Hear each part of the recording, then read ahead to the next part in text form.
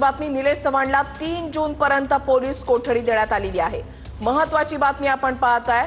5 दिवसांच्या पोलीस कोठडीची मागणी करण्यात आलेली होती। आता 3 जून पर्यंत पोलीस कोठडी निलेश चव्हाणला देण्यात आलेली आहे। पुन्हा एकदा जाऊयात, अजिंक्य आमचे प्रतिनिधी आमच्या सोबत आहेत। अजिंक्य,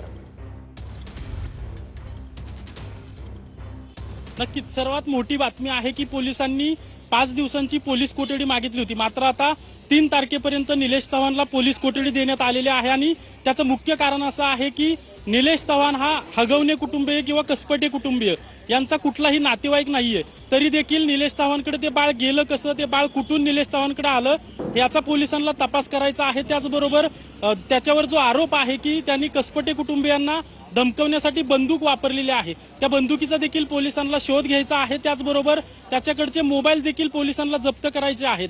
अशा प्रकारचा हा एकूण तपास आहे। त्यामुळे पोलिसांकडून 5 दिवसाची कोठडी मागण्यात आली होती, मात्र न्यायालयाने आता 3 तारखेपर्यंत निलेश चव्हाणला पोलीस कोठडी दिलेली आहे। खरं तर ही पोलीस कोठडी संपल्यानंतर पुन्हा एकदा निलेश चव्हाणला न्यायालयात हजर करण्यात येईल। बावधन पोलीस स्थानकात निलेश चव्हाणच्या विरोधात गुन्हा दाखल आहे, त्याचप्रमाणे वारजे माळवाडी पोलीस स्थानकात देखील निलेश चव्हाणच्या विरोधात गुन्हा दाखल आहे, त्याचा देखील पुणे पोलिसांना तपास करायचा आहे। त्यामुळे बावधन पोलिसांचा तपास पूर्ण झाल्यानंतर पुणे पोलीस निलेश चव्हाणचा ताबा घेतील अशी देखील एक शक्यता वर्तवण्यात येते। मात्र आत्ताच्या या क्षणाची सर्वात मोठी बातमी आहे की 3 जून पर्यंत निलेश चव्हाणला आता बावधन पोलिसांना तपासासाठी देण्यात आलेला आहे, अर्थात पोलीस कोठडी देण्यात आलेली आहे।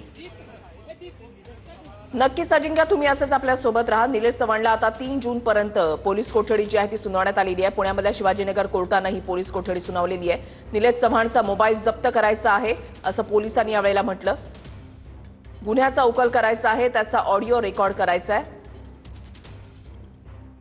फक्त मोबाईल जप्त करण्यासाठी पोलीस कोठडीची गरज नाहीये, आरोपीच्या वकिलांनी असं म्हटलेलं आहे। आरोपी दोन्ही कुटुंबाचा नातेवाईक नसताना सुद्धा त्याच्याकडे बाळ कसं ठेवलं असा सवाल सरकारी वकिलांनी यावेळेला केला।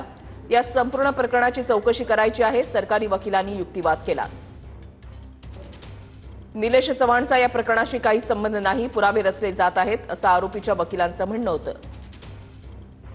निलेशचा रोल काय आहे हे अद्याप सिद्ध नाही असं आरोपीच्या वकिलांनी यावेळेला म्हटलेलं आहे। युक्तिवादादरम्यान नेमकं काय झालेलं आहे त्याची माहिती आपण या ठिकाणी पाहत होतात। निलेश चव्हाणला आता 3 जून पर्यंत पोलीस कोठडी जी आहे ती सुनावण्यात आलेली आहे।